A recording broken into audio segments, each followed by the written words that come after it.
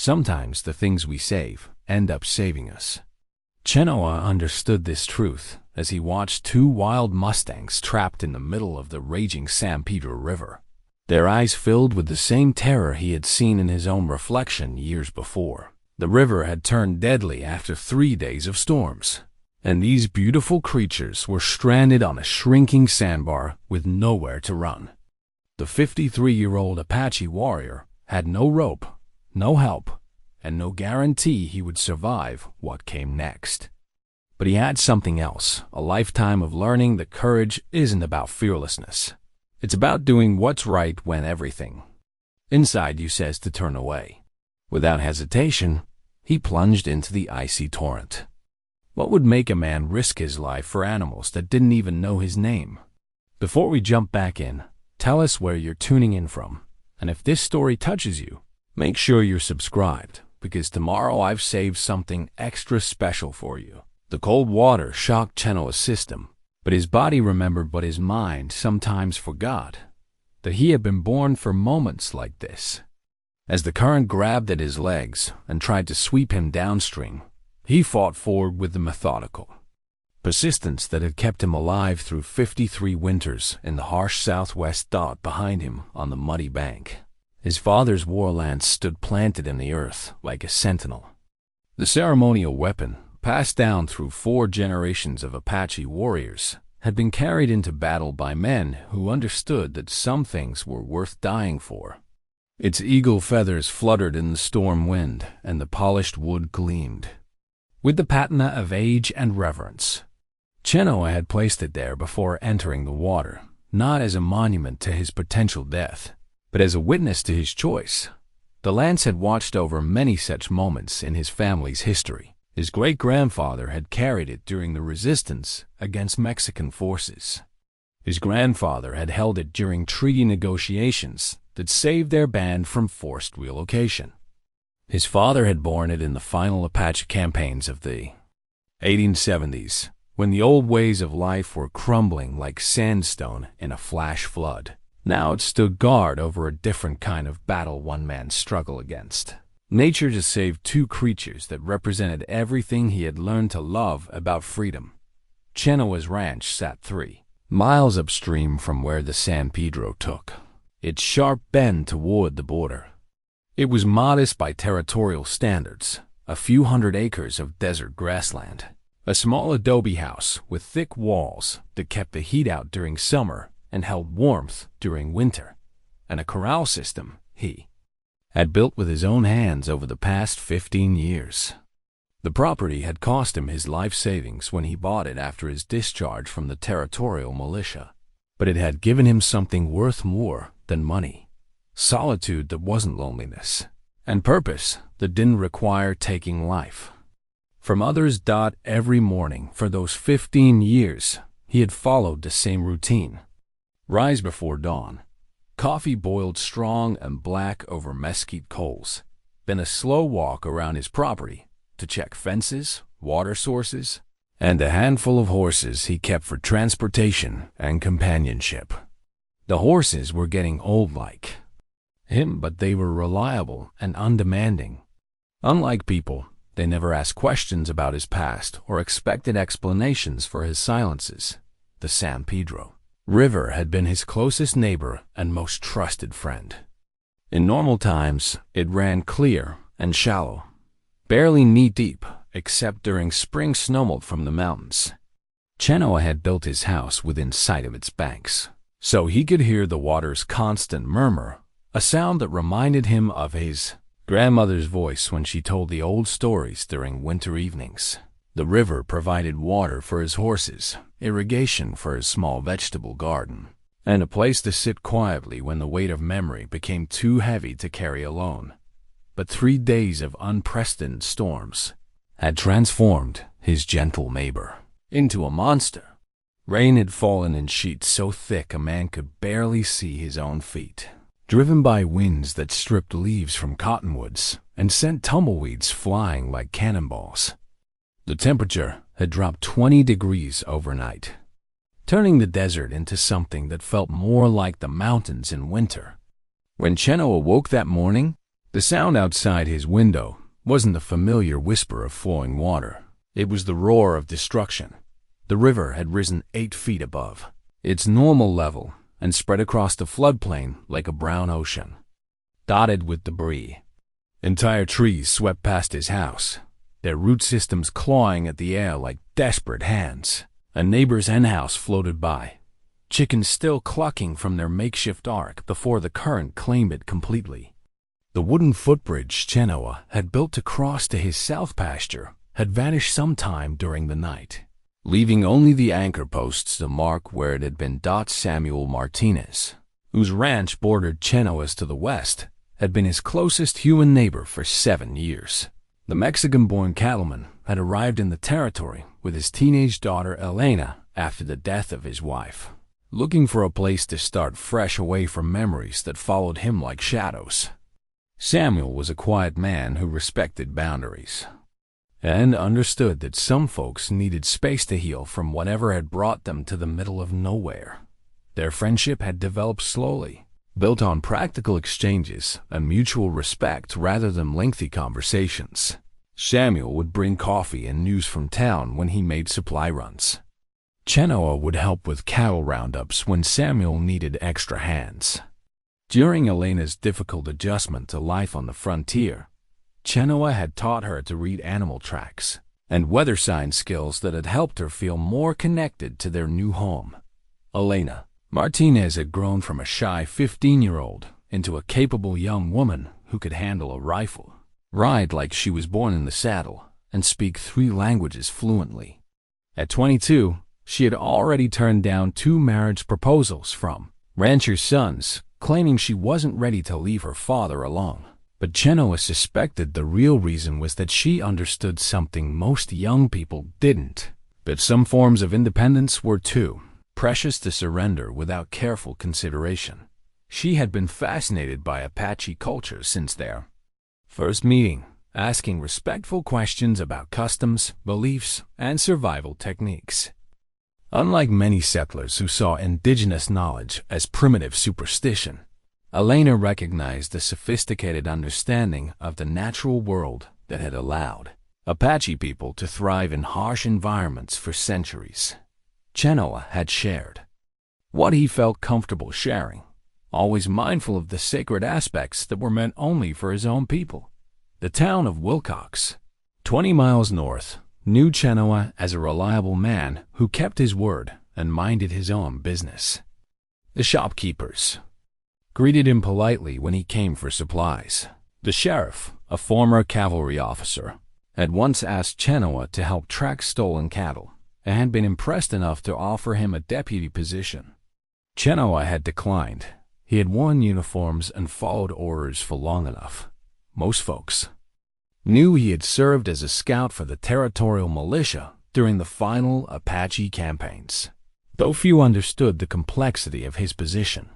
He had been caught between 2 worlds, his Apache heritage pulling him toward his people's struggle for survival and his pragmatic understanding that armed resistance would only lead to greater suffering. His choice to serve as a scout had been controversial among his own people, some seeing it as betrayal, while others recognized it as a desperate attempt to minimize casualties on both sides. The weight of those decisions still sat heavy on his shoulders. Late at night, when sleep wouldn't come, Chenoa would walk to the river and sit under the stars, trying to reconcile the man he had been with the man he was becoming. The war lance his father had given him served as a reminder that warriors weren't just men who fought. They were men who protected what mattered, even when the cost was personal sacrifice. His marriage to Maria Singing Bird had been brief, but profound. She had understood his struggles without judgment, offering the kind of love that heals old wounds while creating new reasons to hope. When fever took her after only 3 years together, Chenoa had nearly lost himself to grief and whiskey. It was his commitment to honoring her memory that had eventually brought him back to the living world, though he had chosen to make that journey alone. The sacred medicine bundle that hung from his belt contained items Maria had gathered during their courtship: sage for purification, turquoise for protection, and a small piece of meteoric iron that had fallen from the sky the night they first kissed. She had sewn the leather pouch herself, decorating it with beadwork that told the story of their love in symbols only they understood. Carrying it had become his way of keeping her wisdom close, especially during moments when he needed courage. He wasn't sure he possessed, now, as the icy river water numbed his legs and the current fought to claim him. Chenoa reached instinctively for the medicine bundle. The familiar weight against his hip reminded him of Maria's faith in his strength, and of the countless times she had told him that a man's true power came not from his ability to take life, but from his willingness to preserve it. The two Mustangs, trapped on the sandbar, represented everything he had learned to value during his years of solitude. They were wild, proud, and free qualities that civilization seemed determined to eliminate from the world. Their terror-filled eyes reflected his own understanding of what it meant to be caught between powerful forces beyond one's control. But unlike his own struggles with the past, their situation offered the possibility of a clear resolution. All he had to do was survive the river long enough to bring them home. The morning that would change everything had started like any other, with Chenoa checking his property boundaries on horseback, assessing storm damage, and planning repairs. But when he reached the river bend and saw those two magnificent animals fighting for their lives against rising water, something in his chest had tightened with recognition. He was looking at himself trapped, afraid, but not yet ready to surrender to the current. The storm-carved walking staff leaned against the cottonwood where Chenoa had left it, its lightning-scarred surface telling its own story of survival. He had carved it from a piece of oak that had been struck during a thunderstorm 5 years earlier, transforming something destroyed into something useful. The wood still bore the spiraling scars where electricity had danced through its grain, leaving patterns that resembled the sacred symbols his grandmother had drawn in the sand during storytelling sessions. Now, as he stood waist-deep in the murderous current of the San Pedro, that staff represented the same principle he was trying to live, that destruction could be the beginning of something better, if a person had the courage to shape it with their own hands. The 3 days of rain had begun as a blessing. The desert had been suffering through a particularly harsh dry spell, with wells running low and grass turning brown weeks earlier than usual. When the first clouds gathered over the Dragoon Mountains, Chenoa had watched with satisfaction as they darkened and spread across the sky. Rain meant life in this harsh country, and he had welcomed the steady drumming on his roof as he prepared for sleep that first night. But by the second day, the blessing had turned ominous. The rain fell with an intensity that spoke of mountain snowpack melting too quickly, of watersheds overwhelmed by more water than they could absorb. Chenoa had seen flash floods before, walls of brown water carrying everything from boulders to buildings in their destructive embrace. The sound outside his window had changed from the gentle patter of welcome moisture to the aggressive hammering of a storm that didn't know when to stop. On the third morning, when he stepped outside to assess the damage, the transformation of his familiar world had taken his breath away. The San Pedro, normally a lazy stream meandering between stands of cottonwood and willow, had become a roaring torrent that stretched from bank to bank and beyond. The water moved with such violence that he could feel its vibration through the solace of his boots even standing 50 yards away. His morning ride had been intended as a damage assessment, checking fence lines, looking for washouts, making sure his horses were safe in their corral on higher ground. The rain had stopped during the night, leaving behind a world scrubbed clean and gleaming under weak sunlight that filtered through departing storm clouds. The air smelled of wet earth and growing things, that distinctive desert perfume that came only after significant rainfall. Chenoa had followed his usual route along the river's edge, though the landmarks he typically used for navigation had disappeared under the flood. Where he normally crossed to check his south pasture, brown water now swept past at terrifying speed, carrying tree branches the size of telegraph poles and debris that spoke of destruction upstream. A child's wooden toy horse bobbed past, followed by what looked like someone's front door, painted blue and still bearing its brass KNOCKER. The sight of the Mustangs had stopped him cold. They stood on what had been a substantial hill beside the river but was now an island barely 20 feet across. The water around them continued to rise, eating away at their refuge grain by grain. Both animals showed the classic signs of panic, ears pinned back, nostrils flared, sides heaving with rapid breathing. The mare, a beautiful paint with distinctive white markings across her face, kept turning in tight circles, looking for an escape route that didn't exist. The stallion, a magnificent bay with a black mane that caught the morning light, stood protectively between his companion and the water, but his aggressive posturing couldn't hide the fear in his dark eyes. Watching them, Chenoa felt something deep in his chest tighten with recognition. He had worn that same expression during his own moments of desperate entrapment. The night Maria died and he couldn't save her. The day he had been forced to choose between his Apache heritage and his pragmatic understanding of an unwinnable war. The countless mornings when he woke alone and wondered if his life had any purpose beyond simply continuing to exist.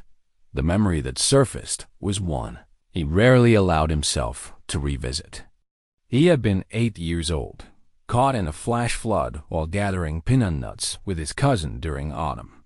The water had come without warning, a wall of destruction that swept them both into a narrow canyon where the current pinned them against a boulder. His cousin had panicked, fighting the water instead of working with it, and had been swept away before Chenoa's grandfather could reach them. Chenoa had survived by doing what the old man had taught him, staying calm, reading the water's patterns, and waiting for the right moment to act. His grandfather had pulled him from that flood with a rope made of braided horsehair, speaking in the low, steady voice that Apache horsemen used to calm frightened animals. "Fear makes the water stronger," the old man had said afterward. "Courage makes you lighter than the current." It was a lesson that had served Chenoa well during his military service, his marriage, and his long years of solitude. Now, looking at these two wild creatures facing the same terror he had once known, he understood that this moment was connected to everything that had brought him to this place in his life. The warlance standing guard on the riverbank represented the warrior tradition of his ancestors. The storm-carved walking staff symbolized his ability to transform destruction into something useful. But it was the memory of his grandfathers' patient courage that would guide him into the water. The practical part of his mind cataloged the obstacles. The current was moving fast enough to knock a man off his feet and carry him downstream before he could recover. The water was cold enough to sap strength quickly, and hypothermia would become a factor within minutes. He had no rope, no backup plan, and no guarantee that the Mustangs would accept help from a human even if he managed to reach them. But the spiritual part of his mind, the part that Maria had nurtured and his grandfather had trained, saw something different. He saw two magnificent creatures that deserved a chance to run free across the desert grasslands. He saw an opportunity to honor the Apache belief that all life was connected, that the welfare of the horse people and the welfare of the human people were intertwined in ways that transcended individual survival. Most importantly, he saw a chance to prove that his strength was not yet spent, that the man who had once been called upon to guide others through dangerous territory still had something valuable to offer the world. The decision, when it came, felt less like choosing and more like remembering who he had always been meant to be. Chenoa stripped off his heavy jacket and boots, keeping only his shirt and pants for protection against the cold water. He touched the sacred medicine bundle at his belt, feeling the familiar weight of Maria's wisdom and his grandfather's teachings. Then he looked up at the warlance standing sentinel on the bank, its eagle feathers dancing in the wind like a blessing from the spirits of his ancestors. "Watch over us, old friend," he said quietly, speaking in Apache for the first time in months. "Help me bring these wild ones home." The first step into the San Pedro was like stepping into liquid ice that immediately began stealing the heat from his body. The second step showed him the true power of the current. It grabbed at his legs with hands that felt strong enough to crush bone. By the third step, he was committed to a course of action that would end either in salvation or death, with very little middle ground between the two possibilities. Behind him, the storm-carved walking staff bore witness to his choice, its lightning. Scars catching the morning sunlight like symbols of hope, carved into wood by the very forces that had tried to destroy it. Ahead of him, 2 wild Mustangs waited to learn whether this strange human approaching through the deadly water was their salvation or simply another threat in a world that had suddenly become far too dangerous for creatures that valued freedom above safety. And beneath the surface of the roaring river, Chenoa felt his grandfather's spirit riding alongside him, ready to guide him through the most important rescue of his life. The braided horsehair rope coiled around Chenoa's waist told its own story of love and loss. He had made it from the tail hair of Chief, the bay gelding who had carried him through his final years of military service and into his new life as a rancher. When Chief died peacefully in his sleep 3 winters ago, Chenoa had honored him by creating something useful from what the horse had willingly given during their years together. The rope was strong enough to hold a struggling calf, and soft enough not to cut human skin, a perfect embodiment of the gentle strength that characterized the best partnerships between horse and rider. Now, as the icy water of the San Pedro fought to claim him, that rope felt like a lifeline connecting him not just to solid ground, but to the wisdom of every horse that had ever trusted him with their lives. The current was even stronger than he had anticipated. Each step toward the stranded Mustangs required a careful balance between forward momentum and lateral resistance, like walking across a steep hillside in a windstorm. The riverbed beneath his feet had been scoured by 3 days of rushing water, leaving it uneven and treacherous. Twice he stepped into holes that nearly sent him tumbling downstream, and once his foot struck a submerged boulder with enough force to send shock waves of pain up his leg. But Chenoa had learned patience from his grandfather and persistence from the harsh demands of desert survival.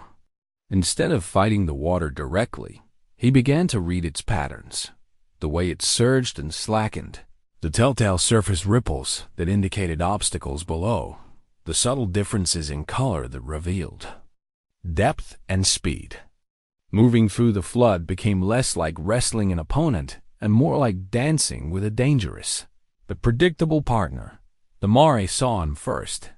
Her paint markings, white blazes across a coat of brown and black, made her expressions easier to read than those of most horses. Fear dominated her features, but beneath it Chenoa detected something else, the intelligent assessment of a creature, trying to decide whether this approaching human represented help or additional threat. Her ears flicked forward and back, catching sounds he couldn't hear above the river's roar. Apache horse gentling techniques had been passed down through generations of people who understood that true partnership could never be forced. Chenoa's grandfather had taught him that a horse's trust was earned through consistency, patience, and respect for the animal's nature. "Never make a horse smaller by making yourself bigger," the old man had said. "Make yourself worthy of their strength." As he drew closer to the sandbar, Chenoa began employing those ancient methods. Instead of approaching directly, which would trigger the Mare's flight response, he angled his movement to seem less threatening. He kept his shoulders relaxed and his eyes focused slightly to one side of her face, direct eye contact being interpreted by horses as predatory behavior. Most importantly, he began speaking in the low, rhythmic tones that Apache horsemen had used for centuries to communicate calm authority. "Easy, beautiful one," he murmured in Apache, his voice barely audible above the water's noise. "I come as a friend, not as a master." Your spirit runs free, and I would not change that. The Mare's ears pricked forward slightly, a good sign.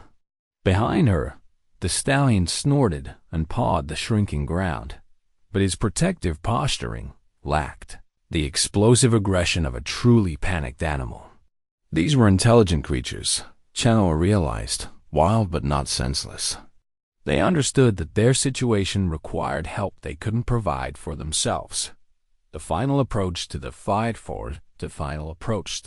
sandbar tested every skill Chenoa had developed during 53 years of life in dangerous country. The water deepened suddenly as he neared the island, forcing him to swim the last 10 yards while the current tried to sweep him past his destination. His clothes, heavy with water, dragged at his movements like lead weights.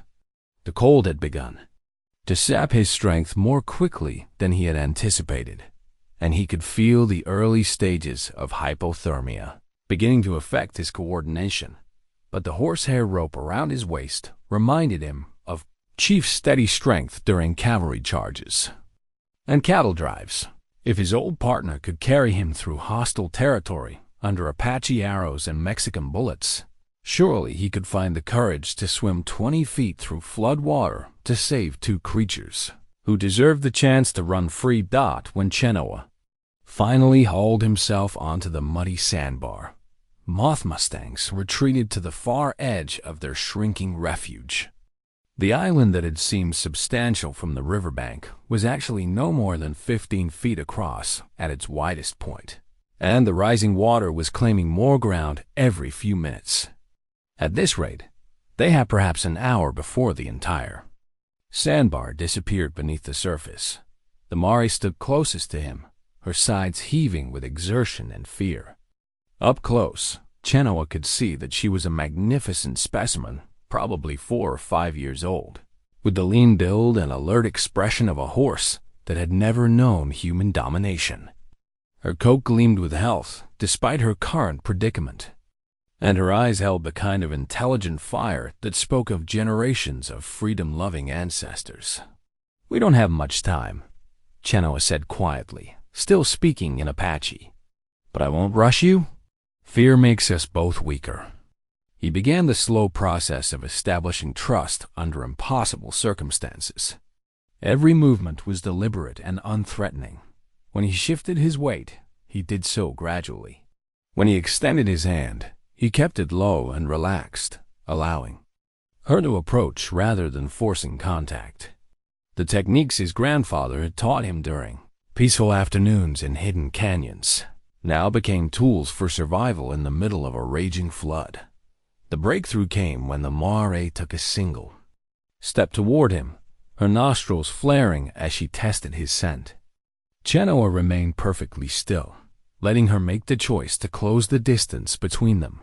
When her soft muzzle finally touched his outstretched palm, he felt a familiar magic, the moment when two different species recognized their need for each other and chose partnership over isolation. "Good girl," he whispered, keeping his voice steady despite the chattering of his teeth. "Now we work together." But even as he celebrated this small victory, Chenoa was acutely aware that the real challenge lay ahead. Getting one frightened horse to trust him was difficult enough under normal circumstances. Getting that same horse to follow him into deadly water while her protective mate watched from behind would require every skill he possessed and perhaps some luck from the spirits of his ancestors. The horsehair rope around his waist would have to serve as their bridge between this moment of fragile trust and the safety of solid ground. But first, he had to convince two wild creatures that a half-frozen Apache warrior offered their best chance of survival against a river that seemed determined to claim everything in its path. The Mare pressed closer to his side, seeking warmth and reassurance. Behind them both, the stallion's protective snorts grew less aggressive and more questioning, as if he too was beginning to understand that their strange visitor might be the answer to prayers only wild things knew how to make. The eagle feather pendant that hung around Chenoa's neck had been Maria's wedding gift to him, blessed by her grandmother and meant to carry the protection of the sky spirits wherever his path might lead. Now, as he prepared to guide the trembling Mari into water that could easily claim them both, he felt the familiar weight of the feather against his chest, a reminder that some bonds transcend the physical world and that love, once given freely, never truly disappears. Getting the Mari to trust him on solid ground had been challenging enough. Convincing her to follow him into the murderous current of the San Pedro would require a deeper kind of faith, the sort that could only develop between beings who recognized their mutual dependence in the face of overwhelming danger. Chenoa began by leading her around the perimeter of the shrinking sandbar, letting her feel his guidance through gentle pressure rather than force. The horsehair rope served as their connection, looped loosely around her neck in a way that provided security without triggering her flight response. Each circuit of their tiny island brought them closer to the water's edge, while allowing the Mari to observe his movements and intentions. "Easy, grandmother," he murmured, using the Apache term of respect for any female creature deserving of honor. We walked together toward home. The stallion followed their movements with increasing agitation. His protective instincts made him want to stay between his mate and any potential threat, but the shrinking space forced him to dance around them in an increasingly tight circle. Chenoa could see the intelligence in the big horse's eyes. He understood their situation and recognized the human's intent to help, but his natural wariness of predators fought against his practical need for assistance. After several minutes of patient repetition, Chenoa began leading the Mari directly toward the point where the current looked least violent. The water here was still dangerously fast, but it lacked the chaotic turbulence that characterized the main channel. More importantly, it offered the most direct route to the distant bank where his war lance stood sentinel among the cottonwoods. The Mari balked at the water's edge, her entire body trembling with fear and cold. Chenoa didn't blame her. He could feel the river's power vibrating through the ground beneath their feet, and the brown water carried debris that spoke of destruction upstream. Asking any creature to enter that torrent voluntarily seemed like the height of madness. But Maria's eagle feather pendant reminded him of something his wife had taught him during the difficult early days of their marriage, when his war experiences had left him afraid to trust in anything good or permanent. "Courage isn't the absence of fear," she had said while watching him struggle with nightmares and doubt. "Courage is love acting despite fear." Looking at the Mari's terrified eyes, Chenoa understood that he was asking her to love him enough to follow him into death itself. The magnitude of that request humbled him in a way that few things ever had. "I know what I'm asking," he said quietly, switching to English because some emotions transcended language. "I'm asking you to bet your life on a stranger. But I swear by my wife's memory and my grandfather's teachings, I will not let this water take you." He entered the flood first, moving slowly so the Mari could see each step and judge his balance. The icy water immediately began sapping his remaining strength, but he forced himself to project calm confidence, even as his muscles started to cramp. The horsehair rope connecting them became more than a practical tool. It was a lifeline of trust, stretching between two creatures who needed each other to survive. The Mari's first step into the current nearly knocked her sideways. Chenoa felt the sudden tension on the rope as she fought to regain her footing, her hooves scrambling for purchase on the slippery riverbed. But instead of panicking and trying to bolt back to the sandbar, she looked to him for guidance. That moment of trust, given freely despite her terror, nearly brought tears to his eyes. "That's it, beautiful one," he encouraged, taking another careful step downstream. "Feel the water, don't fight it. Let it tell you where to place your feet." Progress was agonizingly slow. Each step required negotiation between three beings: Chenoa, the Mari, and the river itself. The current seemed to have moods and preferences. sometimes allowing them easier passage and sometimes pushing back with renewed fury. Twice they were forced to retreat when the water deepened suddenly, and once a floating tree branch nearly struck the Mare's shoulder before Chenoa managed to deflect it. Behind them, the stallion's increasingly frantic calls echoed across the water. He had followed them to the edge of the sandbar, but refused to enter the current, torn between his desire to protect his mate and his terror of the flood. Chenoa could see the agony in the big horse's movements, the way he reared and pawed, started forward and then retreated, called out warnings and encouragements in the language only horses understood. Halfway across the main channel, disaster nearly struck. The Mare stepped into a hole scoured by the current and went down to her chest in water, the sudden depth causing her to lose her footing completely. For a terrifying moment, both she and Chenoa were at the mercy of the flood, connected only by the horsehair rope that threatened to drag them both under. But the rope held, and more importantly, the trust between them held. Instead of thrashing in panic, the Mare worked with Chenoa to regain solid footing. When they finally emerged from the deep water, both of them were shaking with exhaustion and hypothermia. But their partnership had been forged in the crucible of shared survival. The last 20 yards to shore required reserves of strength Chenoa wasn't sure he possessed. His legs had lost most feeling, and his hands could barely maintain their grip on the rope. But Maria's eagle feather pendant seemed to grow warmer against his chest, and he could almost hear his grandfather's voice carried on the wind, reminding him that Apache warriors were trained to find strength beyond their physical limits. When they finally collapsed on the muddy bank, both human and horse were trembling uncontrollably, but they were alive, and they were together. And somehow that felt like victory, despite the stallion's increasingly desperate calls from the shrinking sandbar behind them. The Mare pressed close to Chenoa's side, sharing what little warmth remained between them. Her trust had been earned through trial by water, and now she looked to him with the expectation that he would somehow solve the problem of her trapped mate. Looking back across the torrent at the magnificent stallion, Chenoa realized that the most difficult part of the rescue still lay ahead, and this time he would not be attempting it alone. The turquoise stone in Chenoa's medicine bundle had belonged to his grandfather, passed down through 5 generations of Apache healers and warriors.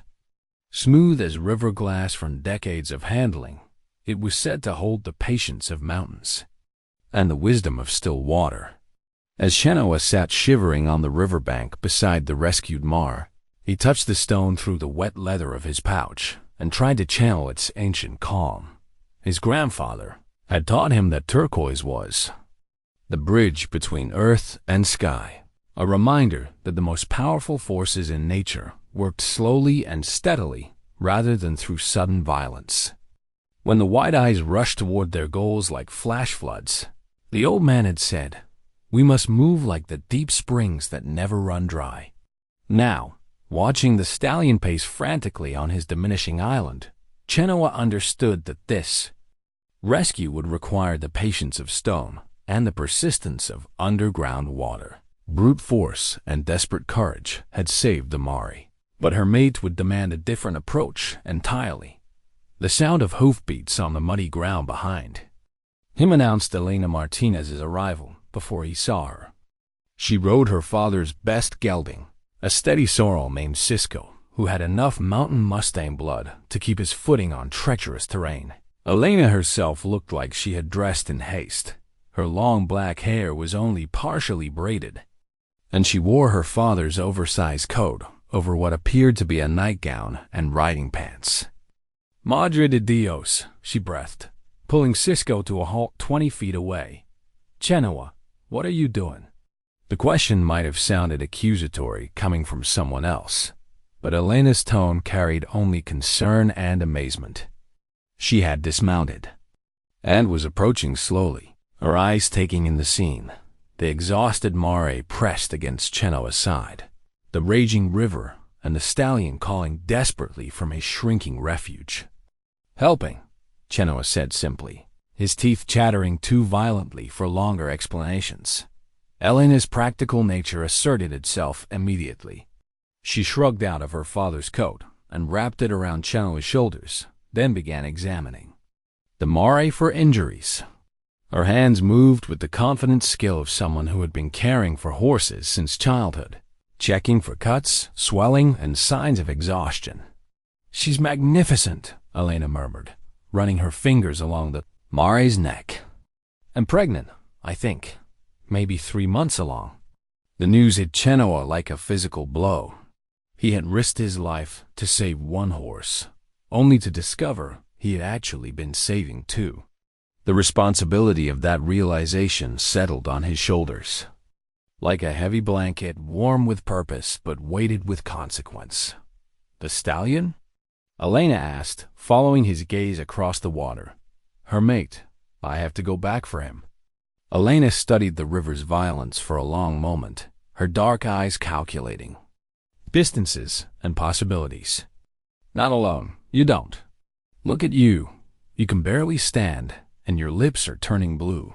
You go back in that water right now, and you'll drown before you reach him." Chenoa wanted to argue, but his grandfather's turquoise stone reminded him that wisdom sometimes meant accepting help even when pride demanded otherwise. Elena was right. The hypothermia was affecting his judgment as well as his physical capabilities. Another crossing in his current condition would be suicide. "What do you suggest?"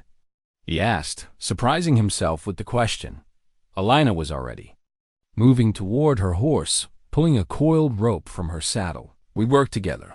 You know horses, I know rope work. Between us, maybe we can figure something out." The rope she carried was good quality braided hemp, longer and stronger than Chenoa's horsehair creation. More importantly, Cisco was trained for ranch work, including the delicate art of holding steady tension, while cowboys work cattle or extracted animals from dangerous situations. "My father taught me to anchor," Elena explained, seeing Chenoa's questioning look. "When we pull cattle out of arroyos or help horses caught in wire fences. Cisco knows how to read the rope and adjust his position to keep the line taut without jerking." It was a solid plan, but it would require perfect timing and considerable luck. More challenging still, it would require the stallion to trust humans enough to accept help, something that might be impossible for a horse that had never known anything but freedom. Elena spent several minutes studying the stallion's behavior, watching how he moved around his shrinking island and noting his reactions to their presence across the water. Her observations were those of someone who understood horse psychology at an intuitive level. "He's not just afraid," she said finally. "He's angry. Look at his ears, the way he's holding his head. He's challenging the river like it's a rival stallion threatening his herd." Chenoa followed her gaze and realized she was right. The big horse wasn't simply panicking, he was fighting. His posture spoke of a creature that had never surrendered to anything and wasn't about to start now, even in the face of certain death. "Anger might actually help us," Elena continued. "Angry horses think more clearly than terrified ones. If we can channel that aggression toward cooperation instead of resistance, he might follow the same path you used with his mare." The turquoise stone in Chenoa's medicine bundle seemed to pulse with approval. His grandfather had always said that the greatest victories came not from defeating an opponent's strength, but from helping them direct that strength toward a common goal. Elena began setting up her rope system, using a combination of knots and anchor points that would allow Cisco to maintain steady tension while giving Chenoa freedom to maneuver in the water. The sorrel gelding stood perfectly still during the process, his ears pricked forward as if he understood the importance of his role. "This has to be perfect," Elena warned as she checked the final connections. "Too much tension and the rope becomes a trap. Too little and it won't help when you need it most." Chenoa nodded, but his attention was focused on the stallion, who had stopped pacing and was now watching their preparations with obvious intelligence. The big horse seemed to understand that something was being planned for his benefit, but his wild nature made him deeply suspicious of anything involving humans and ropes. The Mari beside them suddenly lifted her head and called across the water, a long, musical note that spoke of encouragement and partnership. The stallion's response was immediate and powerful, a sound that seemed to shake the ground beneath their feet. "She's telling him to trust us," Elena said softly. "Now we just have to prove her right." The patient wisdom of the turquoise stone reminded Chenoa that some bridges could only be built one careful step at a time, with respect for both the engineer and the gap being crossed. The small clay pot containing Apache war paint had been a gift from Chenoa's father on the day he became a recognized warrior of his band. The red ochre mixed with sacred clay had been applied to the faces of Apache fighters for generations, not as decoration, but as spiritual armor, a way of calling upon the courage of ancestors and marking oneself as someone willing to face death for the protection of others. Chenoa had not worn war paint in over 20 years, not since the final skirmishes that ended Apache resistance in the territory. But as he prepared to enter the San Pedro River for the second time, with exhaustion weighing his limbs and hypothermia clouding his thoughts, he understood that this moment required the same spiritual preparation as any battle he had ever fought. Elena watched with respectful silence as he painted 2 red stripes beneath each eye, following the pattern his grandfather had taught him during his vision quest as a young man. The paint felt cold against his skin, but its familiar weight reminded him of who he had been before the world changed, and who he could choose to be, even in circumstances that seemed hopeless. "It's not just decoration," he explained, seeing Elena's curious expression. "It's a promise to my ancestors, to myself, and to that stallion.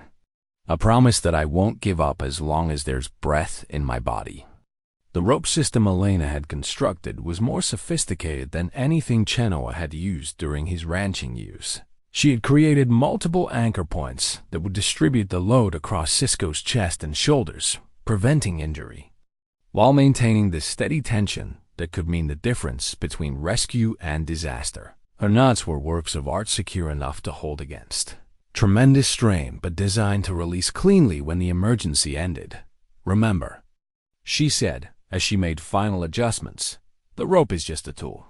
It can't think for you or make decisions. When you're out there with him, you'll have to read his intentions and adjust accordingly." The stallion had grown more agitated as their preparations continued.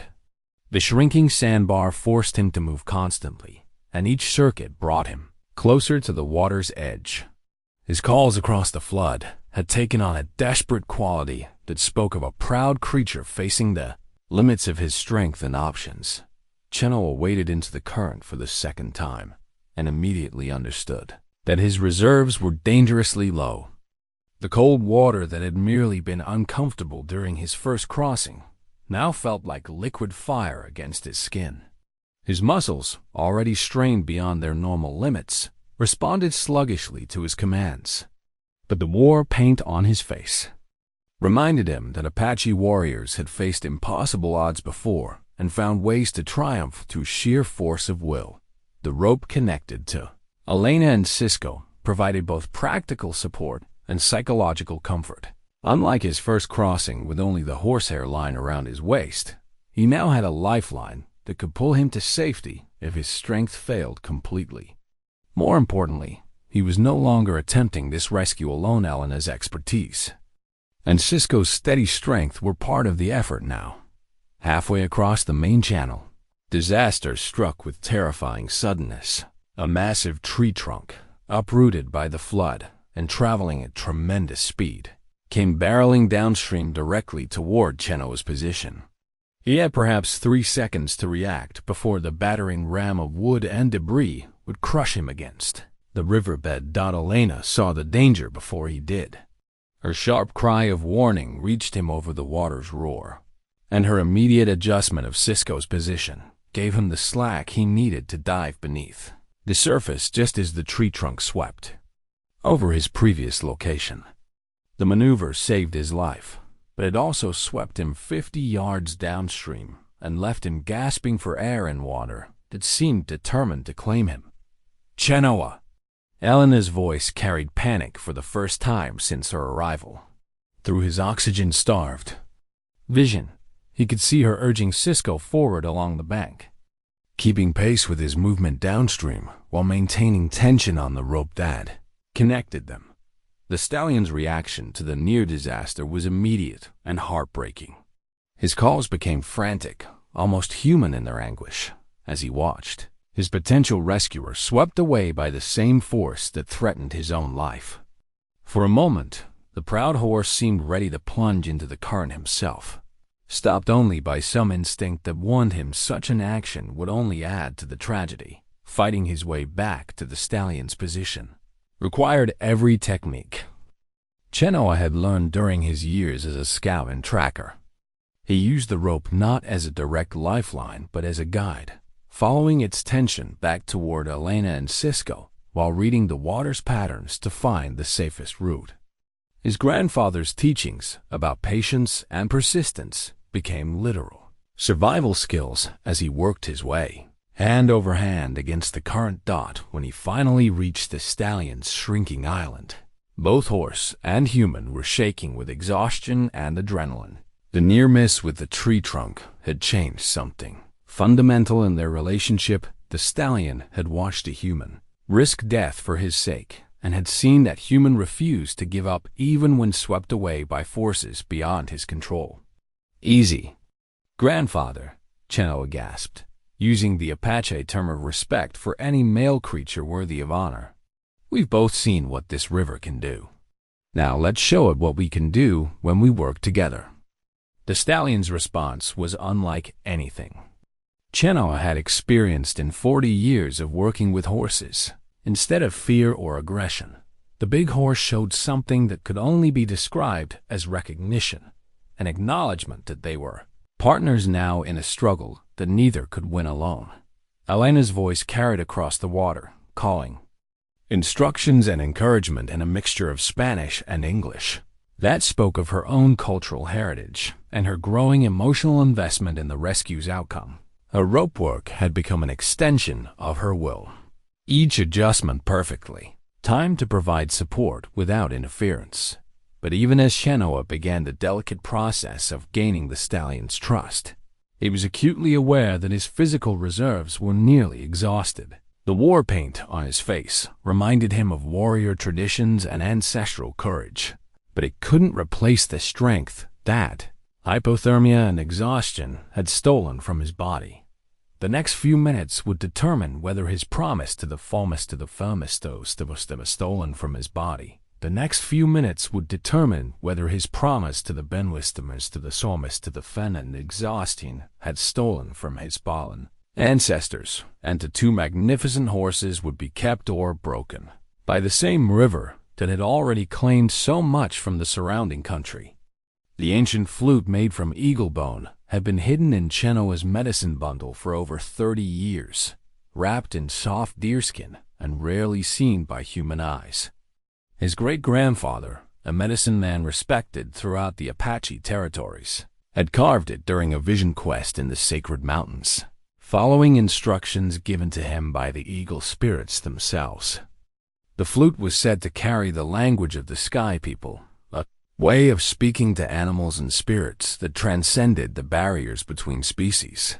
Chenoa had never used it, despite his great-grandfather's teachings about its power. The responsibility felt too great, the gift too sacred for ordinary circumstances.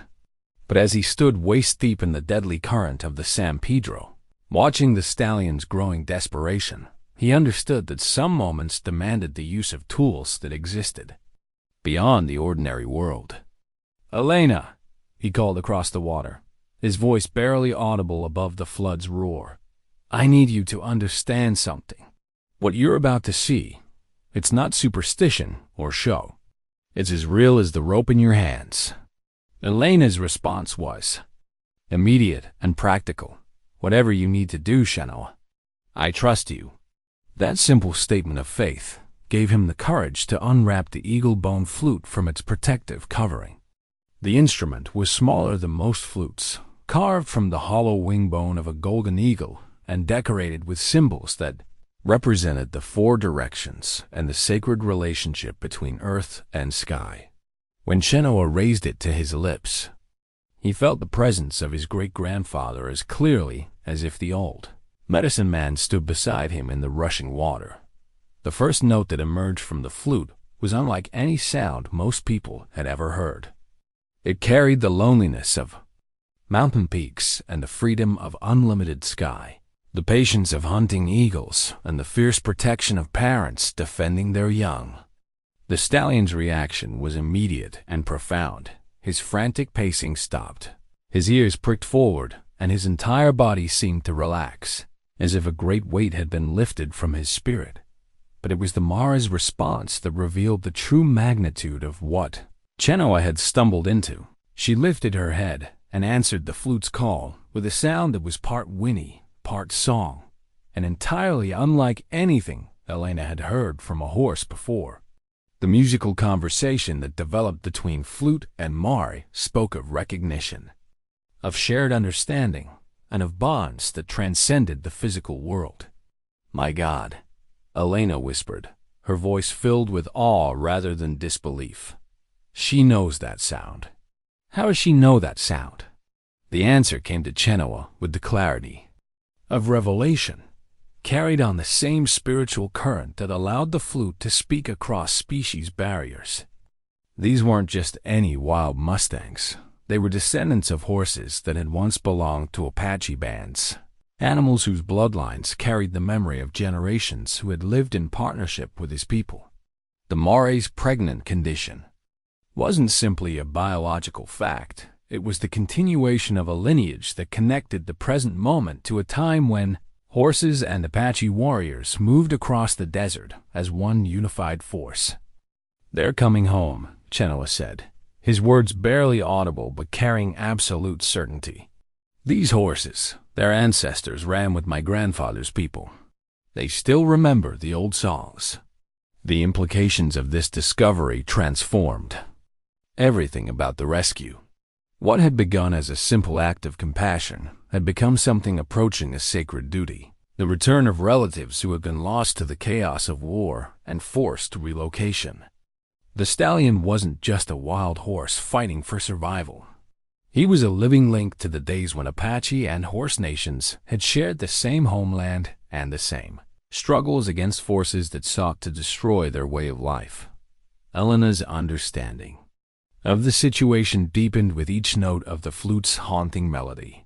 Her Mexican heritage had taught her to respect the spiritual traditions of indigenous peoples, and her years of working with horses had shown her that the bond between human and animal could transcend rational explanation. Watching Chenoa communicate with the stallion through music that seemed to bypass the need for conventional training was like witnessing a miracle that felt both impossible and completely natural. The flute's song grew more complex as Chenoa found. His rhythm, weaving together melodies his great-grandfather had taught him with improvisations that emerged from his own desperate need to bridge the gap between human intention and equine understanding. The stallion began moving in response to the music, not with the jerky panic of a trapped animal, but with the flowing grace of a dancer, following a partner's lead. But even as this spiritual breakthrough unfolded, the practical situation continued to deteriorate. The sandbar beneath the stallion's feet had shrunk to less than 10 feet across, and the rising water was beginning to lap at his hooves. The tree trunk that had nearly killed Chenoa was part of a larger debris field moving downstream, and the sound of crashing wood and tearing metal suggested that other obstacles would soon follow. Elena's rope system was being tested beyond its design limits as Chenoa worked to establish physical contact with the stallion while maintaining the musical dialogue that had become their primary means of communication. Cisco, despite his training and steady temperament, was beginning to show signs of strain as he fought to maintain position against the flood's increasing violence. Chenoa, Elena's voice carried a new note of urgency. "Whatever you're going to do, it has to be now. I can see another debris wall coming downstream, and this one's bigger than the last." The approaching wall of destruction trees, fence posts, pieces of buildings, and the accumulated wreckage of everything the flood had consumed during its journey would arrive at their location within minutes. When it hit, the stallion's island would disappear completely, and any chance of rescue would vanish with it. But the eagle bone flute had created something that conventional horse training could never achieve: a moment of perfect trust between predator and prey, between the civilized world and the wild spirit that had somehow survived decades of attempts to destroy it. The stallion stood quietly now, his dark eyes fixed on Chenoa's face with an expression that spoke of intelligence, recognition, and the kind of faith that could only exist between beings who shared a common history of struggle and survival. The pecan discovery that these horses carried Apache bloodlines had transformed a rescue mission into something approaching a homecoming.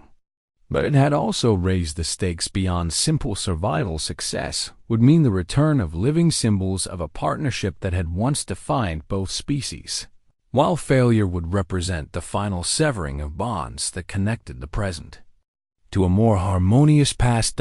As Chenoa lowered the flute and prepared to guide the stallion into water that might claim them both, he understood that he was no longer just saving two horses.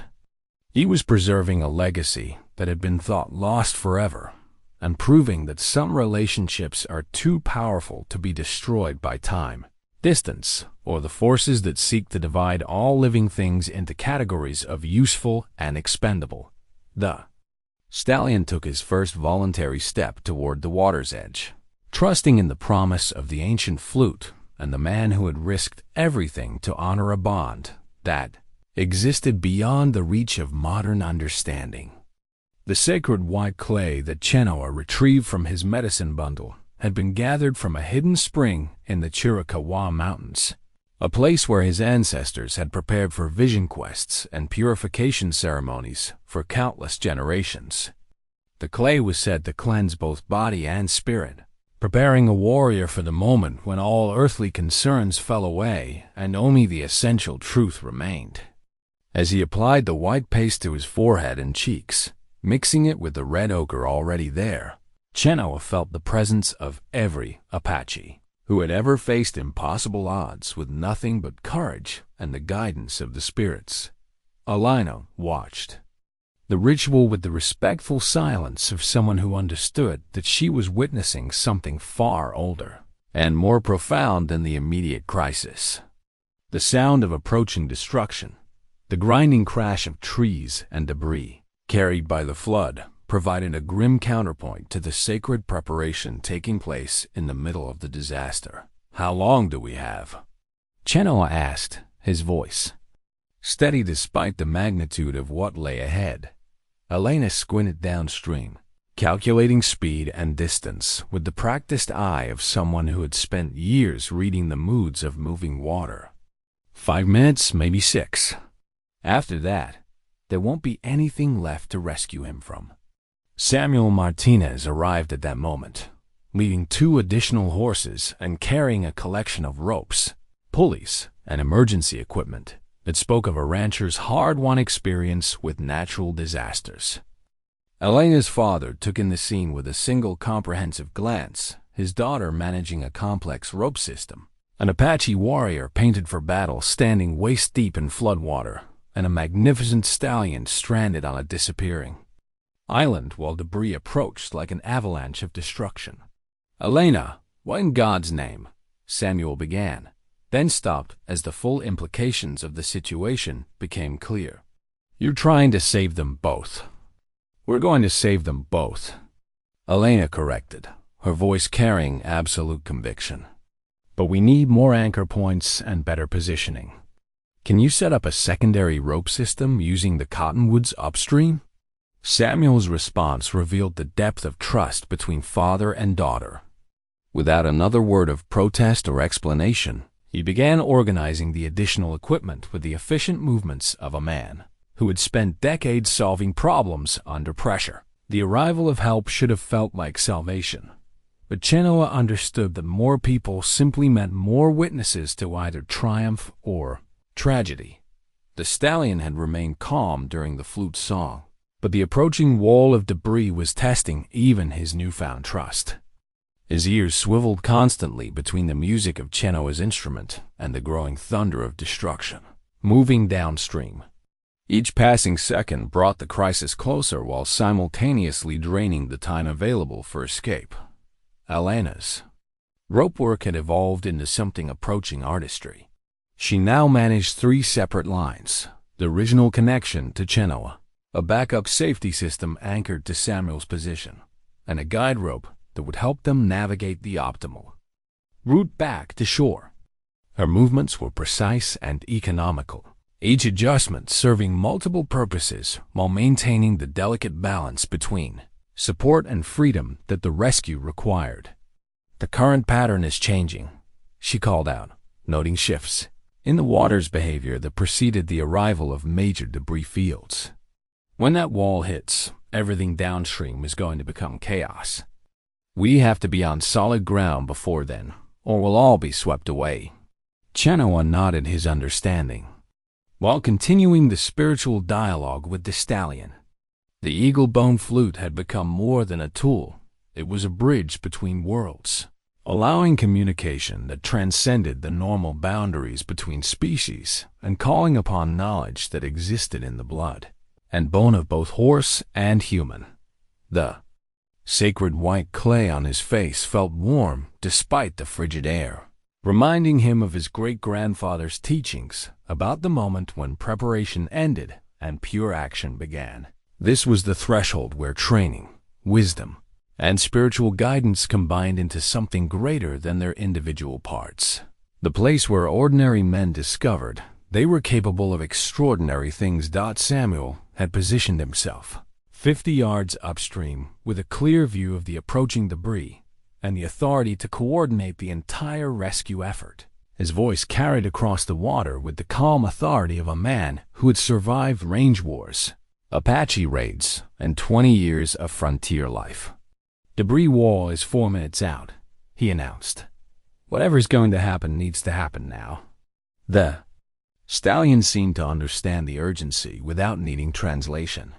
His intelligent eyes moved between Chenoa's painted face and the growing thunder downstream, calculating risks and possibilities with the same instinct that had kept his wild ancestors alive for generations. The moment had arrived when trust would be tested not through gradual building, but through immediate, total commitment. Elena's voice cut through the tension with practical instruction that acknowledged both the spiritual and physical aspects of what they were attempting. "Chenoa, when you start moving, I'll manage the rope tension to give you maximum support without interference. Papa will coordinate the backup systems. But once you're committed to the crossing, there's no stopping or turning back." The pregnant Mare on the riverbank added her voice to the conversation, calling across the water with sounds that seemed to encourage both her mate and the human, who had risked everything for their survival. Her presence transformed the rescue from a simple matter of human compassion into something approaching a family reunion, the return of relatives who had been separated by forces beyond their control. Chenoa raised the eagle bone flute to his lips one final time, playing a melody his great-grandfather had taught him for moments when the outcome of struggle rested entirely in the hands of the spirits. The notes carried across the raging water like prayers made audible, speaking of courage, love, and the sacred bonds that connected all living things.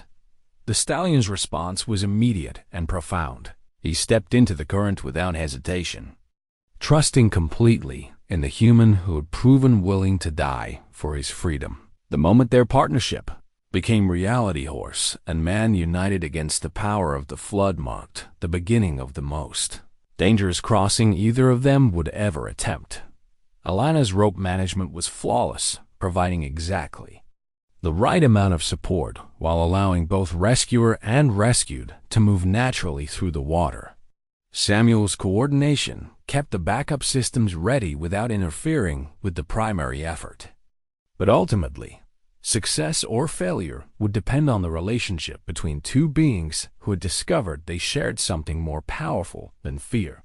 The wall of debris was now visible. Around the river's bend, a churning mass of destruction that stretched from bank to bank and rose 6 feet above the water's surface. Trees, buildings, vehicles, and the accumulated wreckage of everything the flood had claimed during its journey downstream approached with the inexorable power of an avalanche. 2 minutes, Samuel called, his voice steady despite the magnitude of the approaching disaster. Chenoa and the stallion were halfway across the main channel when the first of the advancing debris, loose fence posts, and broken lumber began to arrive. The scattered pieces moved faster than the main wall, creating a deadly gauntlet that would have to be navigated with split-second timing and perfect coordination. The sacred white clay on Chenoa's face reminded him that this moment existed beyond ordinary time, in the space where human will and spiritual guidance merged into something capable of achieving the impossible. The stallion beside him moved with the same understanding, no longer a wild creature fighting for survival, but a partner in a dance that honored the ancient relationship between Apache and horse nations.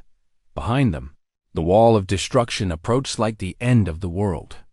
Ahead of them, the pregnant Mare waited on the bank beside Elena and Samuel, representing hope, continuity, and the promise that some bonds were too strong to be broken by any force on earth. Between destruction and salvation, horse and human moved through the deadly water as one, carrying the weight of history and the possibility of redemption in every step toward home. The lightning-split cedar branch that Chenoa carried as a talisman had been cut from a tree struck by lightning on the day of his birth.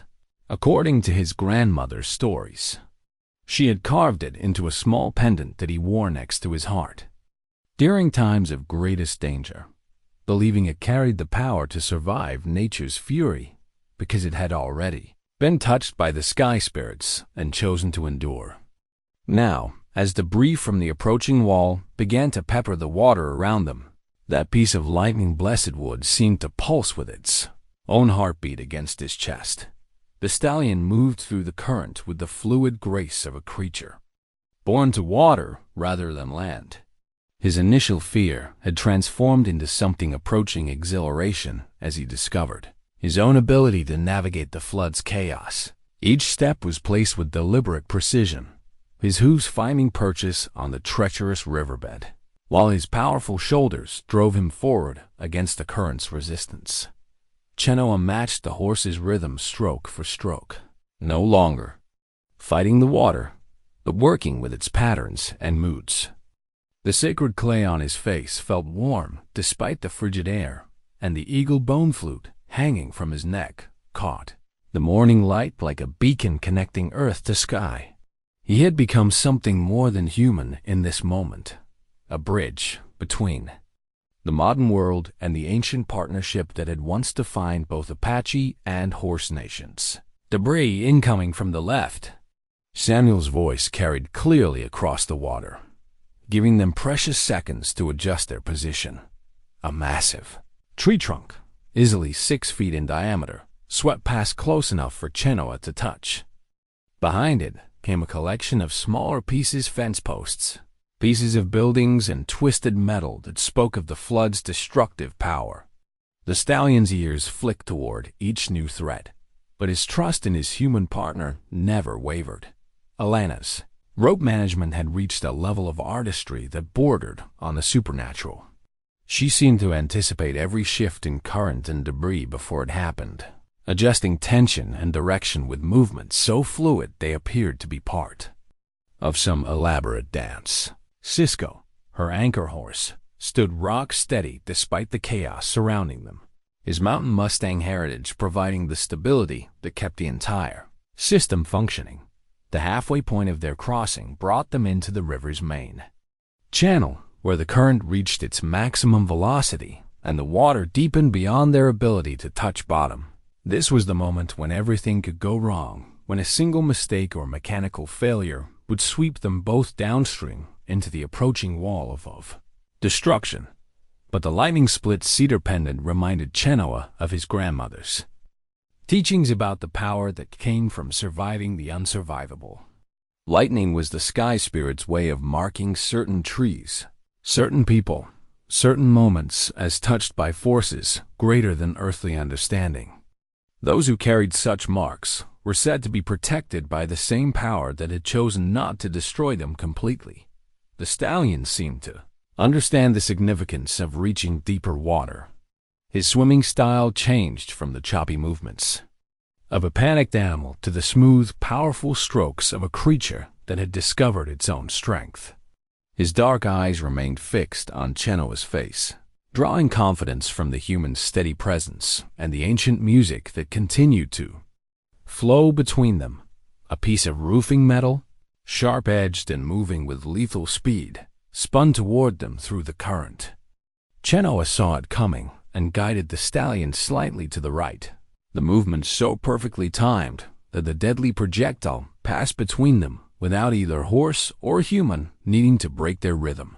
"Beautiful," Elena called out, her voice filled with admiration for the partnership she was witnessing. "Keep that exact pace. You're threading the needle perfectly." The approaching wall of debris was now less than a minute away, its roar drowning out almost every other sound. But within that chaos, Chenoa could still hear the stallion's breathing, steady and strong, and the subtle splash of powerful legs, driving them both toward safety. The sacred clay on his face had begun to mix with river water, creating patterns that his ancestors would have recognized as war paint blessed by the spirits of moving water. Samuel's coordination had become crucial, as flying debris forced them to change course repeatedly. His voice provided a steady stream of guidance that allowed them to navigate between death traps, while maintaining forward momentum toward the bank where the pregnant Mari waited. The lightning-split cedar pendant seemed to grow warmer against Chenoa's chest as they approached the final quarter of their crossing. According to his grandmother's stories, the talisman's power was strongest during moments when survival and destruction balanced on the edge of a knife. Exactly the situation they now faced. Behind them, the wall of debris had begun to arrive, its leading edge churning the water into white foam and sending shock waves through the riverbed that they could feel in their bones. The beaded wristband that Maria had made for Chenoa during their courtship was the only piece of her handiwork he wore every day, its intricate pattern telling the story of life, death, and renewal in symbols that only they had understood. The alternating colors represented the cycle of seasons, the rise and fall of water, the eternal dance between ending and beginning that defined all existence.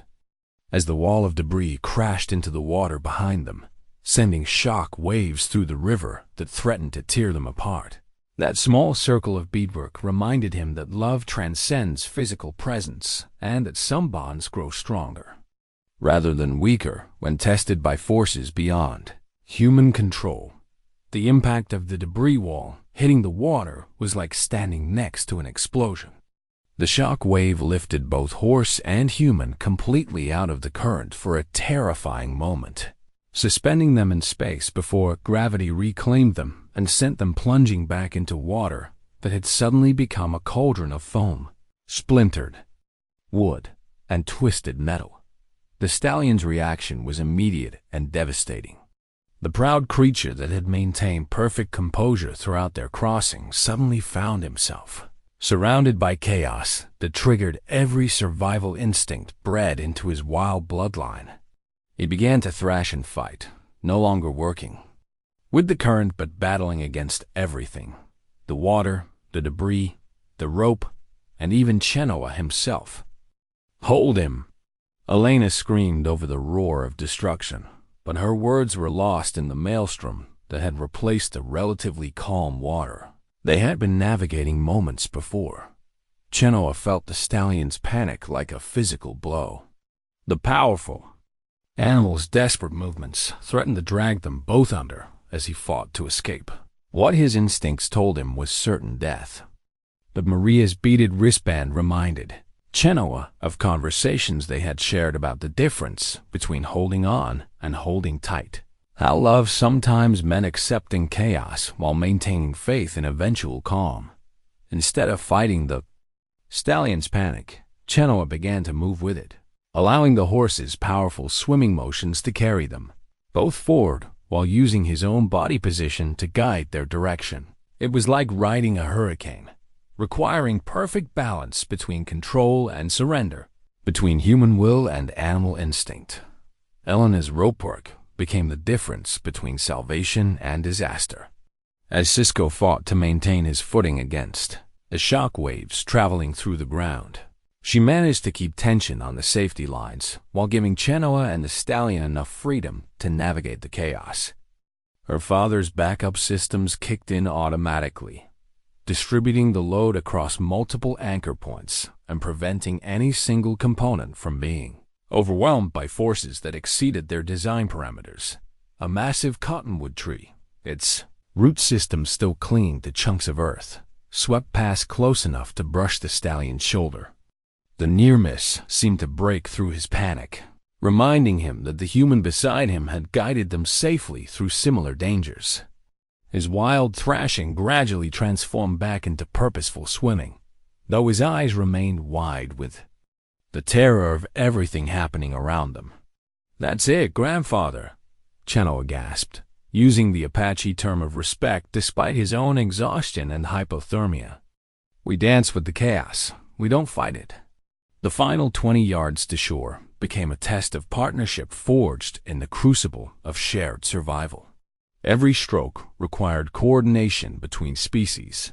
Every movement demanded trust that transcended rational thought. The stallion had to believe that this human would guide him to safety, while Chenoa had to have faith that the horse's strength would carry them both beyond the reach of the destruction pursuing them. Samuel's voice provided a steady beacon of guidance as flying debris forced them to adjust course repeatedly. 10 yards to the shallows. "Elena, prepare for extraction." The beaded wristband caught on a piece of floating wood and nearly tore away from Chenoa's arm, but he managed to save it at the last second. The near loss felt like an omen he couldn't afford to ignore. Some connections were too precious to be surrendered to forces that sought to strip away everything that mattered. Elena's coordination of the final extraction was flawless. As soon as the stallion's hooves touched solid ground, she adjusted the rope tension to help pull them both onto the bank while preventing the lines from becoming entangled. Cisco's steady strength provided the final assist that brought horse and human onto muddy ground that felt as solid and welcoming as the foundation of the world itself. The stallion collapsed first, his powerful legs finally giving way to exhaustion that had been held at bay by pure adrenaline. Chenoa fell beside him, his body shaking uncontrollably from hypothermia and the after-effects of exertion that had pushed him beyond every limit he thought he possessed. But even as consciousness began to fade, he felt the pregnant Mare approach and place her warm muzzle against his face, a gesture of recognition and gratitude that spoke of bonds deeper than words. The stallion, despite his own exhaustion, shifted position to provide windbreak and warmth for the human, who had risked everything to bring him home. The beaded wristband pulsed with its own heartbeat against Chenoa's skin, reminding him that Maria's love had been present throughout the rescue, guiding and protecting and celebrating the moment when courage proved stronger than fear. The new horsehair bracelet that encircled Chenoa's wrist 3 weeks later had been woven from strands freely given by both rescued Mustangs. Dark hair from the stallion's mane twisted together with lighter strands from the Mare's tail. Elena had taught him the Mexican braiding technique that created the intricate pattern, but the materials themselves represented something far more precious than mere horsehair. Each strand carried the memory of shared struggle, the weight of trust earned through trial by water, and the promise of bonds that would endure long after the floodwaters had receded. The bracelet caught the morning sunlight as Chenoa sat on his porch, watching the Mustang family graze peacefully in his south pasture. The foal that had been born just 5 days earlier a spirited colt with his father's dark coat and his mother's distinctive white markings, played in the grass while his parents stood guard with the relaxed alertness of creatures that had found safety after a lifetime of danger. Recovery had been slower than Chenoa had anticipated. The hypothermia and exhaustion had left him bedridden for nearly a week, tended by Elena with a dedication that spoke of friendship deepened by shared purpose. Samuel had insisted on contributing to Chenoa's care, bringing supplies and sitting watch during the long nights when fever made sleep impossible. The older Mexican rancher had never spoken directly about what he had witnessed during the rescue, but his respectful nods and offers of partnership told their own story about recognition and understanding. The Mustangs had made their own choice about where to call home.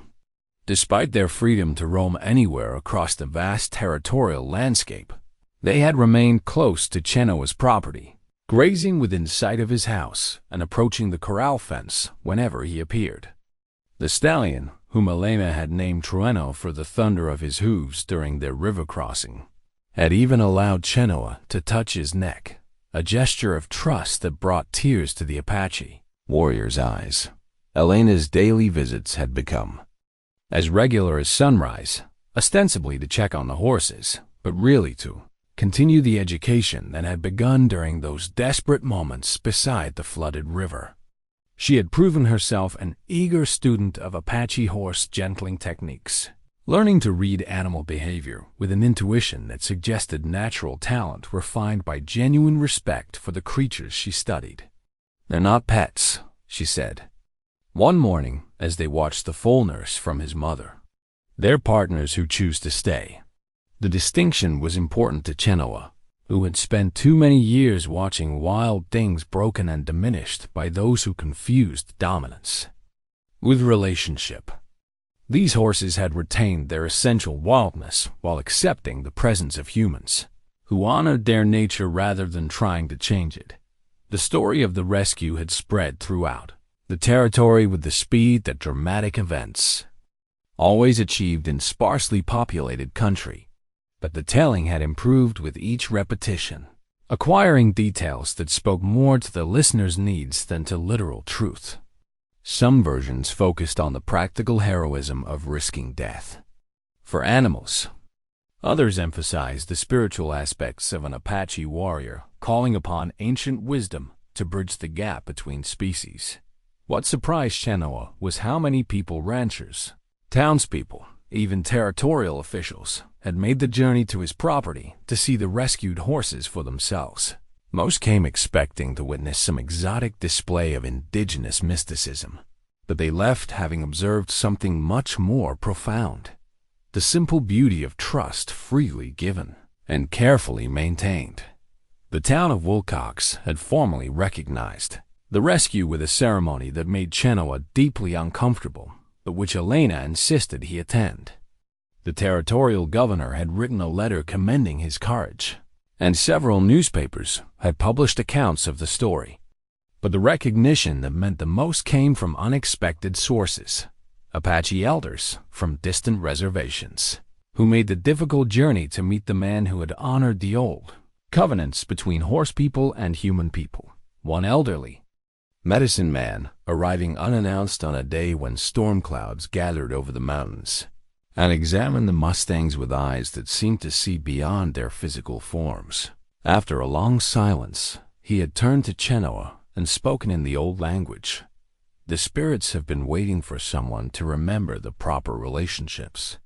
You have done well, grandson."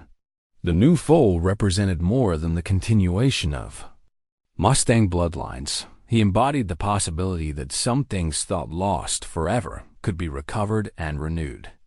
Watching him play in the grass while his parents grazed nearby, Chenoa felt the same sense of completion that had eluded him since Maria's death. The loneliness that had driven him to solitary ranching had been replaced by something richer and more sustainable: the knowledge that he had found his purpose in preserving rather than taking life. Elena's father had proposed a formal partnership. that would combine their properties into a larger operation focused on breeding and training horses using traditional methods. The proposal made practical sense, but more importantly, it acknowledged what the rescue had revealed about the value of different forms of knowledge working together rather than in competition. As the sun climbed higher into the desert sky, Chenoa touched the horsehair bracelet and felt the presence of everyone who had contributed to this moment of peace. Maria's spirit seemed to dance in the morning light that caught the foal's coat. His grandfather's wisdom echoed in the gentle sounds the horses made as they moved through the grass.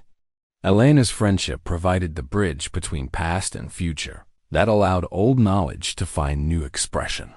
The San Pedro River had returned to its normal boundaries, flowing clear and shallow between banks that showed little evidence of the fury it had displayed just weeks before. But the Mustang family grazing in Chenoa's pastures served as living proof that some rescues work both ways, that the act of saving others could transform the rescuer in ways that no amount of solitary healing ever could. The horsehair bracelet caught the light one more time as Chenoa stood and walked toward the horses, his movement causing the foal to lift his head with bright, curious eyes that held no memory of fear and every promise of freedom.